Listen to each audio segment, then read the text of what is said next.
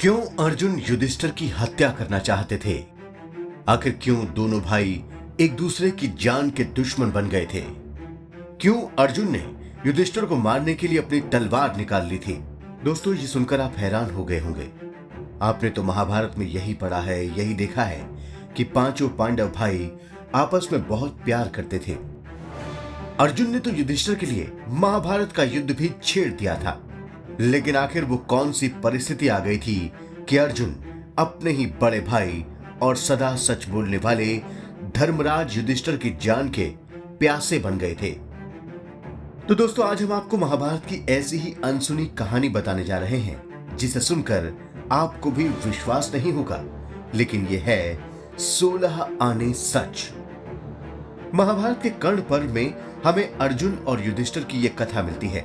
लेकिन यह कथा आपको पूरी तरह बताने से पहले हम एक और राज की बात बताते हैं। आप जानकर चौंक जाएंगे कि युधिष्ठिर को महाभारत के एक महान योद्धा से इतना डर लगता था कि वो वर्षों तक ठीक से सो नहीं पाते थे।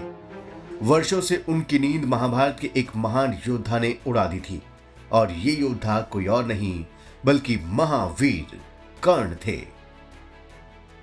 महाभारत में युधिष्ठिर कई स्थानों पर यह बताते हैं कि उन्हें कर्ण से बहुत डर लगता था।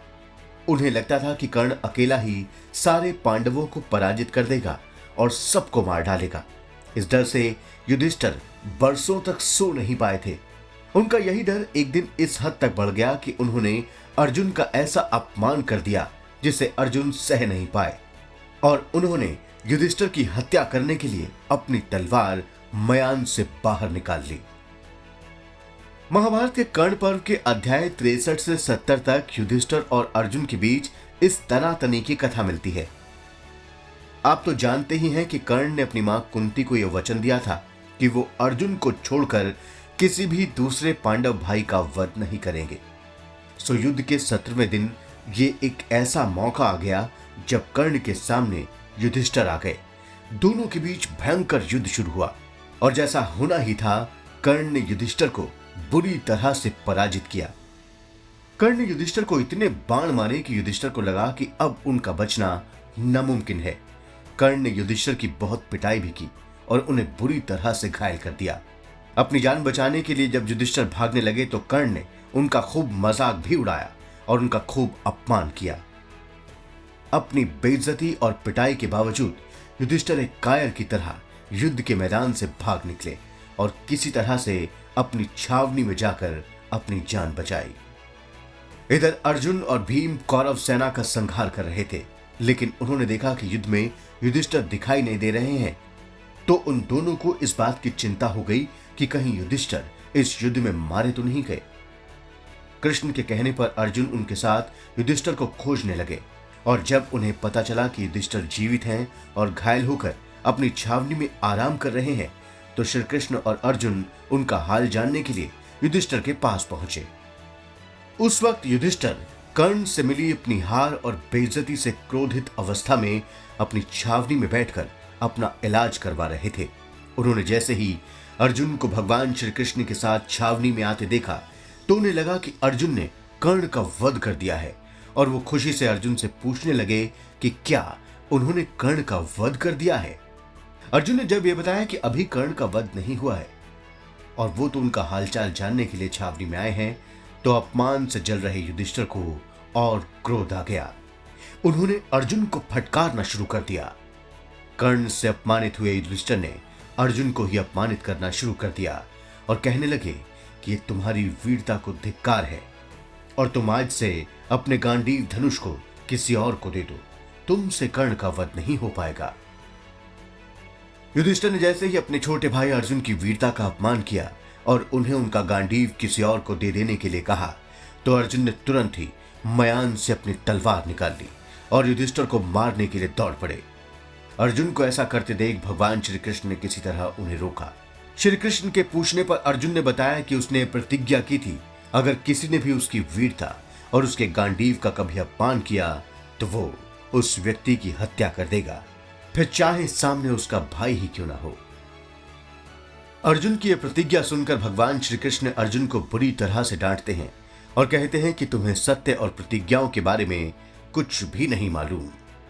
इसी मौके पर भगवान श्री कृष्ण अर्जुन को किस प्रतिज्ञा का सच की तरह पालन करना चाहिए और किस प्रतिज्ञा को एक झूठ की तरह छोड़ देना चाहिए, ये भी बताते हैं।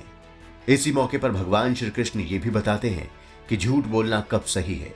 भगवान कहते हैं कि जब झूठ बोलने का नतीजा सच बोलने की तरह ही अच्छा और मंगलकारी हो, और जहां सच बोलना झूठ बोलने की तरह ही बुरा या अमंगलकारी परिणाम देने वाला हो, वहां झूठ ही बोलना चाहिए। भगवान श्री कृष्ण ने ऐसी 5 अवस्थाएं भी बताई हैं जहां झूठ बोलने पर पाप नहीं लगता।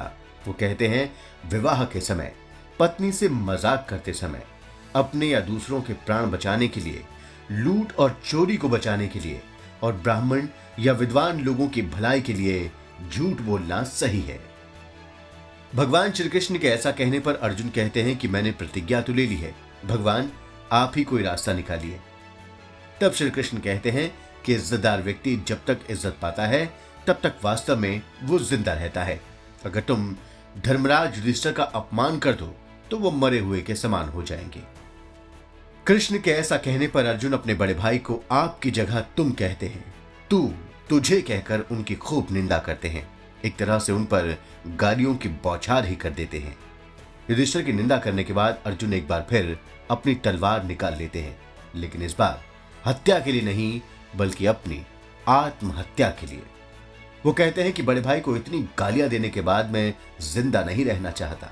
तब श्री कृष्ण कहते हैं, हे अर्जुन, भाई की हत्या करने से जो अत्यंत घोर नरक मिलता है, उससे भी कहीं ज्यादा भयानक नरक आत्महत्या करने वाले को मिलता है।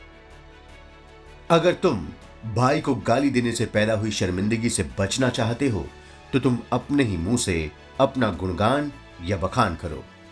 इससे मान लिया जाएगा कि तुमने अपने हाथों अपनी हत्या कर ली। जिसके बाद अर्जुन अपने मुंह से अपनी बड़ाई करते हैं। उधर युधिष्ठिर अपने अपमान से दुखी हो जाते हैं और सब कुछ छोड़कर जंगल में जाने के लिए कहते हैं। तब फिर भगवान श्री कृष्ण उनसे कहते हैं, मैंने और अर्जुन ने सिर्फ सत्य की रक्षा के लिए आपका अपमान किया है, आप हमारे अपराधों को क्षमा करें। श्री कृष्ण के ऐसा कहने पर युधिष्ठिर दोनों को गले लगा लेते हैं और कहते हैं कि हे कृष्ण, आज आपकी वजह से हम सब बड़ी मुसीबत से बच गए।